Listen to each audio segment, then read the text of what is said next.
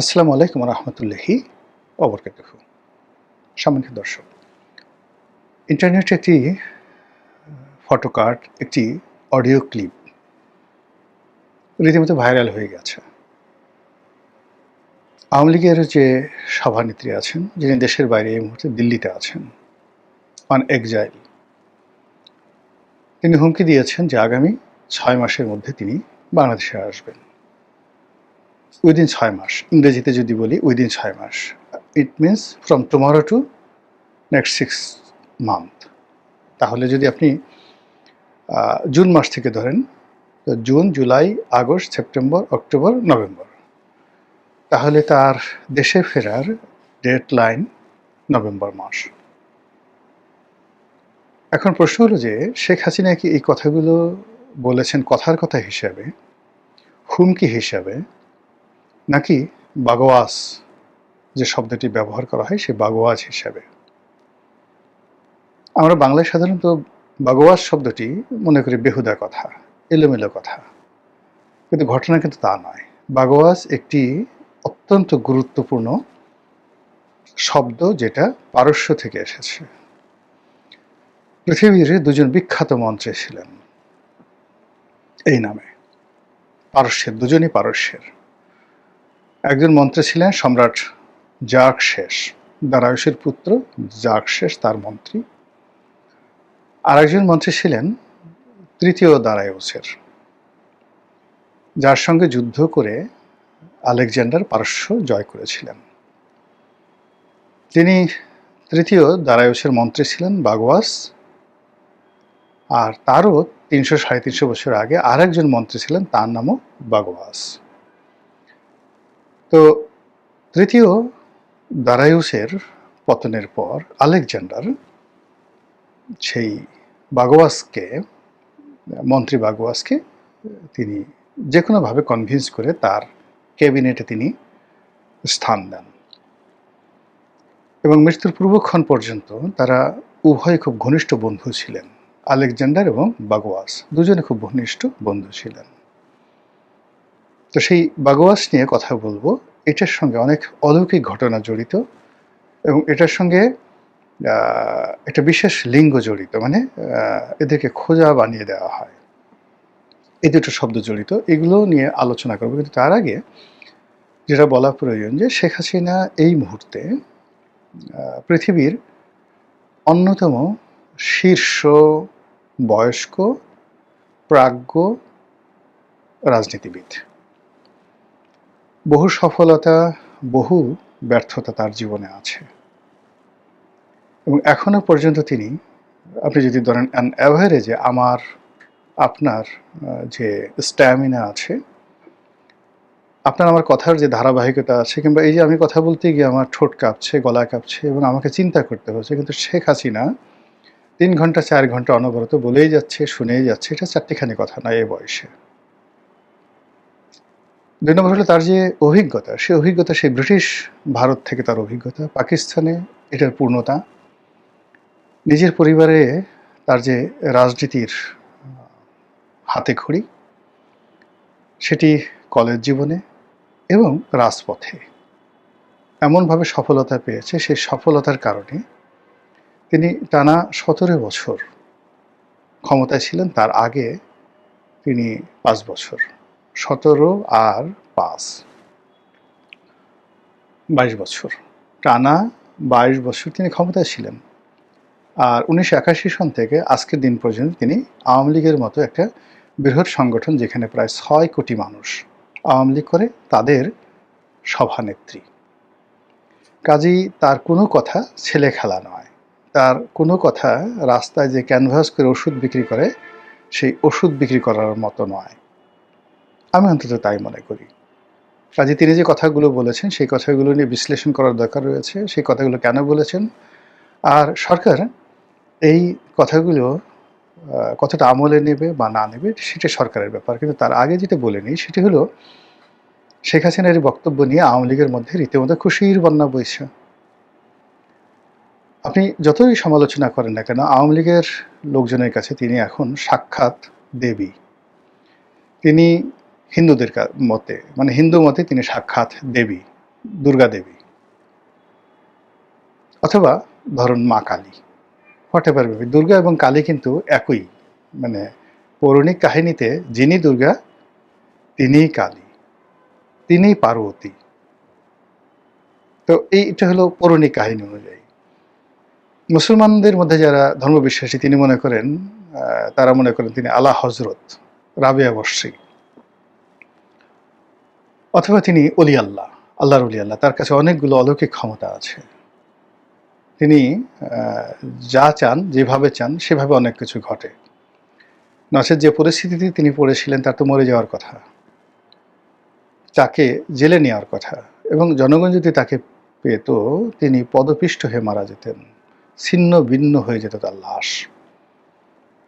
তো সেই অবস্থাতে যদি বাগোয়াস না থাকতো, অলৌকিক কোনো ঘটনা না থাকতো, প্রাকৃতিক কোনো ঘটনা না থাকতো, তিনি ওভাবে গণভবন থেকে হেলিকপ্টারে করে ধীরে সুস্থে বেড়াতে গেলেন। তাও আবার কি রাজকীয় মেহমান। তিনি গেলেন সামরিক বিমানে করে গেলেন, প্রথমে হেলিকপ্টারে উঠলেন, সেটা সামরিক হেলিকপ্টার, এরপরে সামরিক বিমানে গেলেন।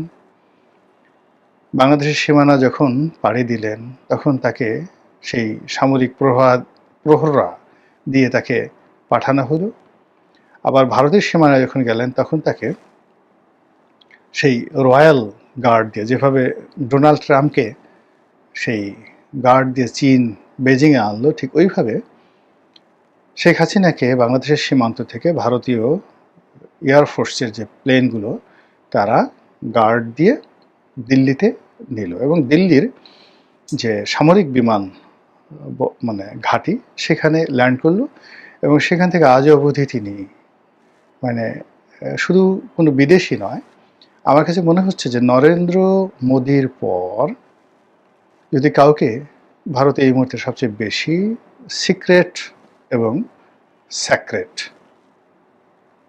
এবং অন যাকে বলা হয় টপ প্রায়োরিটিতে হাইয়েস্ট ক্যাটাগরির সিকিউরিটি দিয়ে এই মুহূর্তে যদি ভারতে কোনো নাগরিক থাকে মোদির পরে, সেটি শেখ হাসিনা।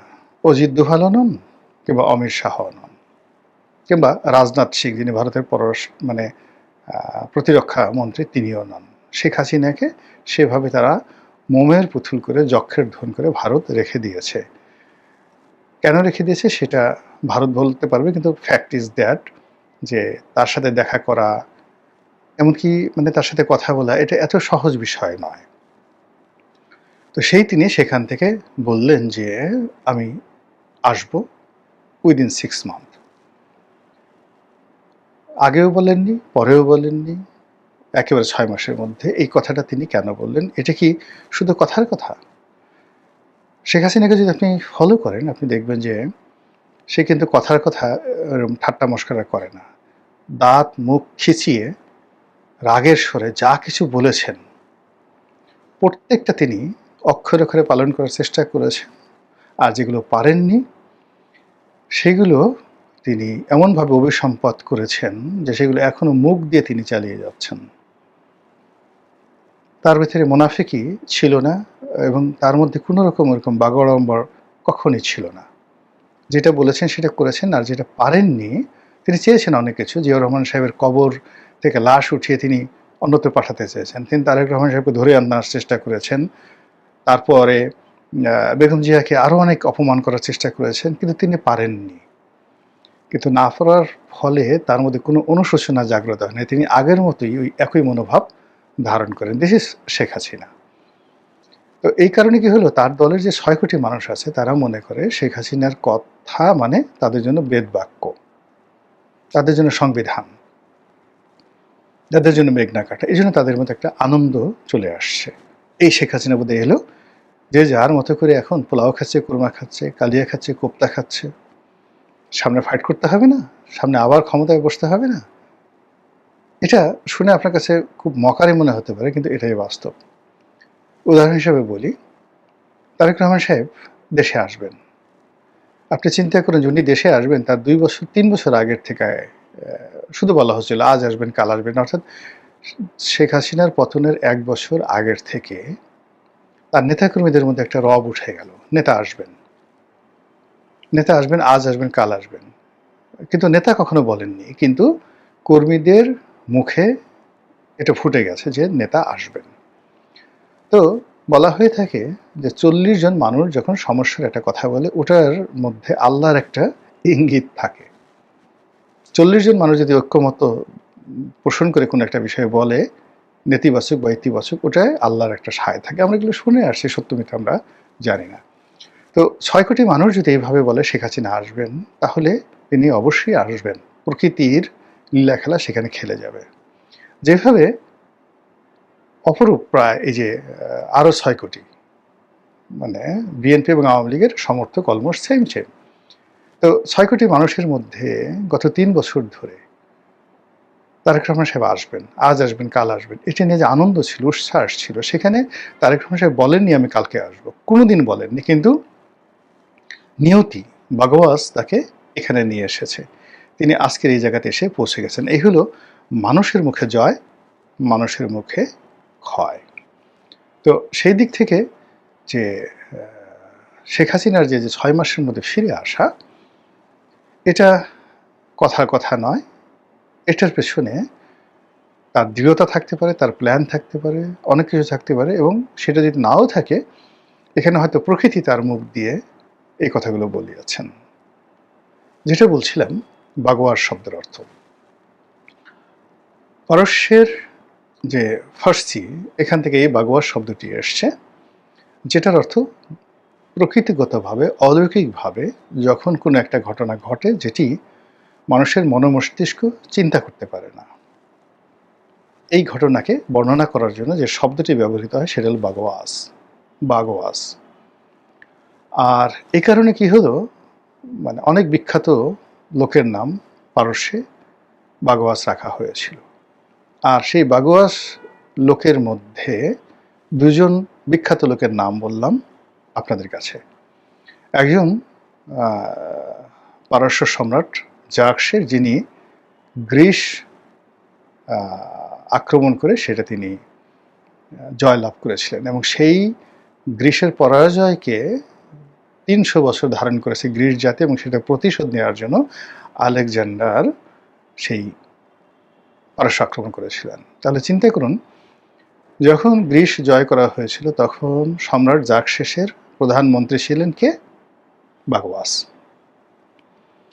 আবার যখন প্রায় 300 বছর পরে তৃতীয় দারায়ুর যখন যুদ্ধ করছিলেন আলেকজান্ডারের সঙ্গে, তখন তার মন্ত্রী ছিলেন কে? বাগওয়াস। পরবর্তীতে আলেকজান্ডার যখন আবার বিশ্বজয় বের হলেন পারস্য জয়ের পরে, তিনি সেই খুঁজে বাগওয়াসকে তার নিজের দলে এনে তার সঙ্গে বন্ধুত্ব করলেন। কাজেই এই যে প্রকৃতির বাগওয়াস, এটা যে কত গুরুত্বপূর্ণ, এবং কিভাবে যে এই লীলা খেলা মানে ঘটতে থাকে, এটা যারা ইতিহাসের ছাত্র তারা খুব ভালো করে জানেন। বাংলাদেশের শেখ হাসিনাকে নিয়ে যা কিছু হচ্ছে, আওয়ামী লীগকে নিয়ে যা কিছু হচ্ছে, বর্তমান শাসন নিয়ে যা কিছু হচ্ছে, ডক্টর মোহাম্মদ ইউনূসের আগমন, তার গমন, আর এখন সেই যে পর্দার সামনে পর্দার আড়ালে যা কিছু ঘটছে, আপনি অনেক কিছুর মধ্যে দেখতে পাবেন দেয়ার আর ম্যানি ম্যানি বাগওয়াস।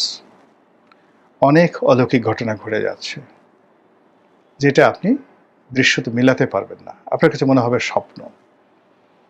ফলে সেই স্বপ্ন যখন আপনার ভেঙে যাবে, বাস্তব অবস্থায় আসবেন, হঠাৎ করে যদি আপনি দেখেন শেখ হাসিনা আছে, শেখ হাসিনা নেই, শেখ হাসিনা এসেছে, শেখ হাসিনা আসেনি, তখনই সেটা বোঝা যাবে মহান আল্লাহ ভালো জানে যে আমাদের তকদিরে আগামী দিনগুলোতে কি আছে। আসসালামু আলাইকুম ওয়া রাহমাতুল্লাহি ওয়া বারাকাতুহু।